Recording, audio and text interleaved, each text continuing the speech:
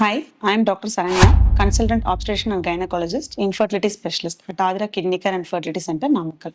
So நிறைய patients காமனாக கேட்குற டவுட் என்னன்னா ஹிஸ்ட்ரோஸ்கோப்பினா என்ன, லேப்ரோஸ்கோப்பினா என்ன, ரெண்டுக்கும் என்ன டிஃப்ரென்ஸு, ஸோ ரெண்டுமே பண்ணணுமா, இந்த மாதிரி நிறைய டவுட்ஸ் வந்து பேஷண்ட்ஸ்க்கு இருக்குது. ஸோ இப்போ அதை பற்றி தான் நம்ம பார்க்க போகிறோம், என்ன டிஃப்ரென்ஸ் ரெண்டுக்கும் அப்படின்ட்டு.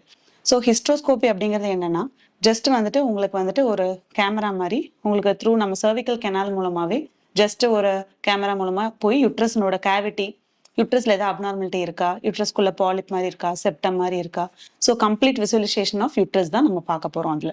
ஸோ மற்றபடி உங்களுக்கு மற்ற டியூபல் பேட்டன்சியோ மற்றபடி ஓவரீஸில் ஏதாவது ப்ராப்ளம் இருக்கா அதெல்லாம் நம்மளால ஹிஸ்ட்ரோஸ்கோப்பியில் பார்க்க முடியாது.